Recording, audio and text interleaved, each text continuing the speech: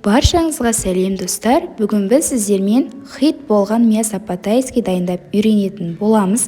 Каналыма тіркелмеген болсаңыз тіркеліп, видеоны соңына дейін қарап, лайк басыңыздар және де комментарийға өз пікірлеріңізді қалдыруды ұмытпаңыздар.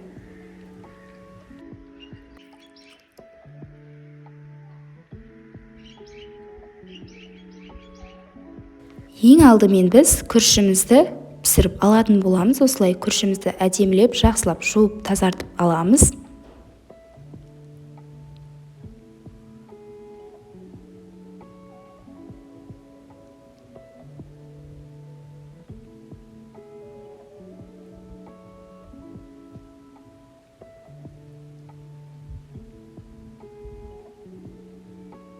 Осылай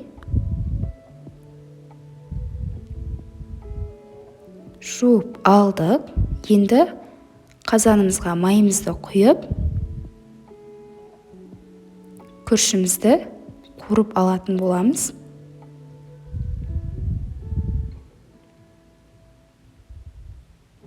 Осылай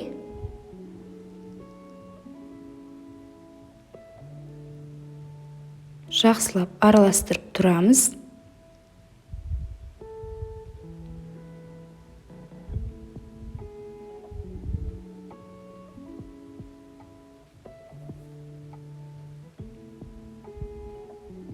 Дәміне қарай тұз саламыз.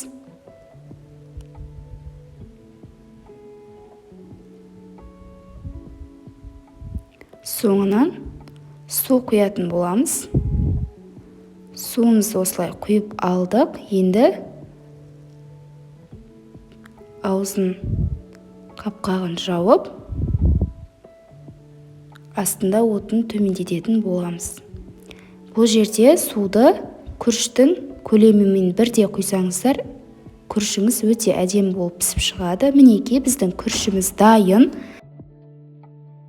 Ендігі кезекте подливкамызды дайындап аламыз. Бізге қызанақ, баклажан, капуста және сладкий перецтер керек болады. Етіміз бен бір пиязымыз керек болады. Ең алдымен баклажанымызды осылай сыртын ашып, қабығын ашып, осылай турап алатын боламыз.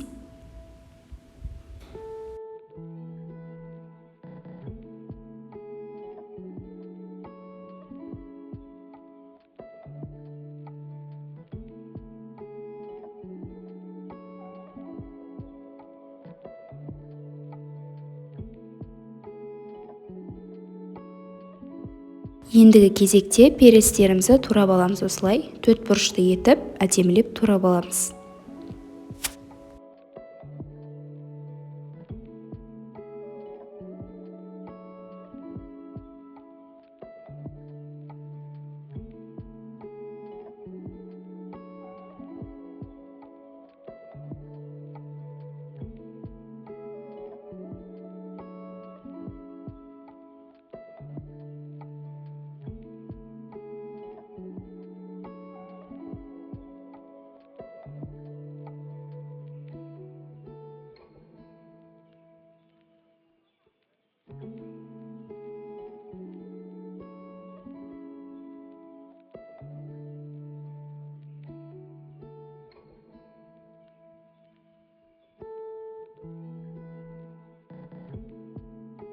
Мінекей осылай әдемілеп турап алдық.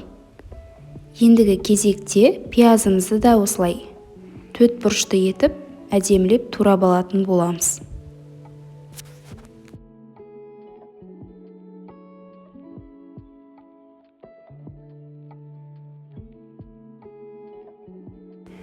Ендігі кезекте капустамызды да осылай төрт бұрышты етіп, әдемілеп турап алатын боламыз.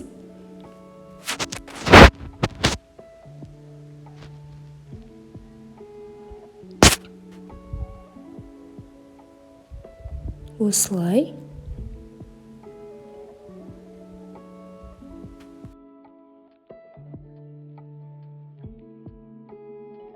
қызанағымызды да турап аламыз. Осылай тура видеода көрсетілгендей етіп.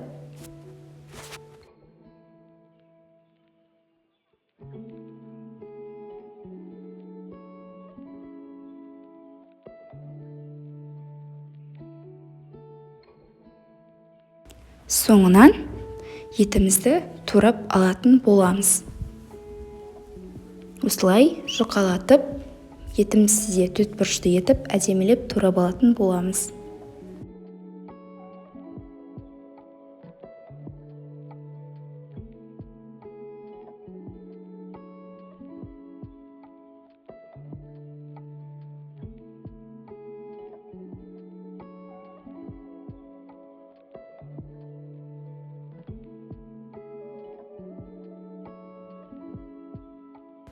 Қазанымызға майымызды құямыз. Ең алдымен етімізді салып, жақсылап қуырып алатын боламыз.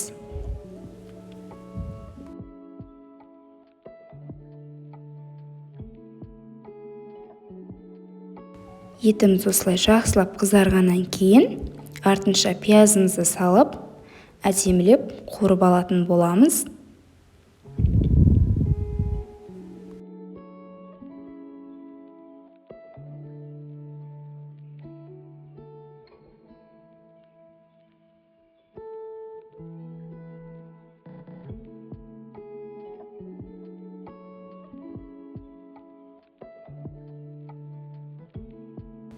Ендігі кезекте помидорымызды салып, жақсылап тағы да қуыратын боламыз. Осылай жақсылап араластырамыз. Соңынан капуста. Оны да салып, жақсылап әдемілеп араластырып алдық.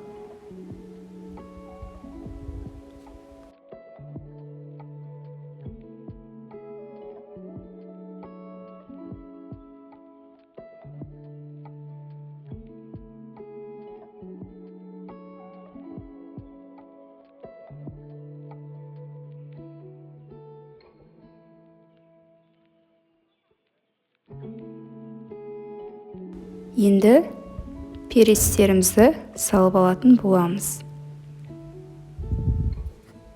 Барлығын жақсылап әдемілеп қуырып аламыз осылай.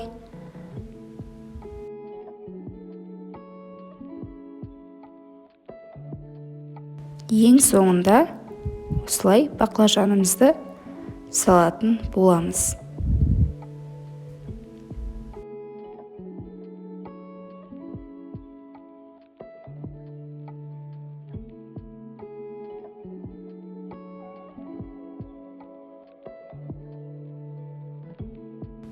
Осылай мен укропта қостым.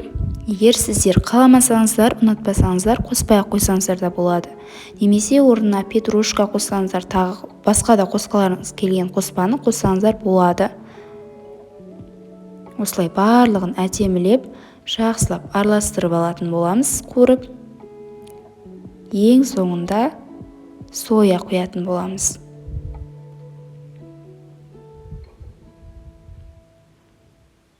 Осылай.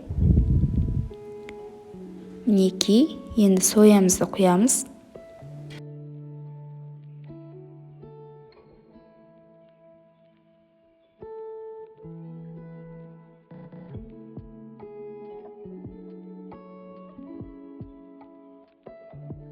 Жақсылап араластырып алып,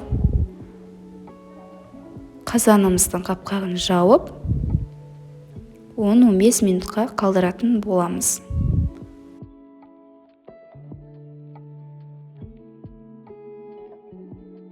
Мінекей, поливкамызда өте әдемі ерекше болып пісіп шықты. Тәбет ашарлықтай керемет болып.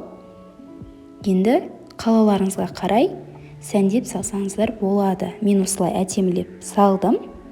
Көп тұрғандарыңызда өте ерекше, адамның тәбетін ашатын, кез келген дастарханыңыздың сәнін кіргізетін мясо по-тайски тағамымыз дайын. Рецептім ұнаса, видеом ұнаса, лайк басыңыздар, каналыма тіркеліңіздер. Осы рецептпен сіздер де дайындап көріңіздер. Қалай шыққанын комментарияға қалдыруды ұмытпаңыздар. Ас болсын!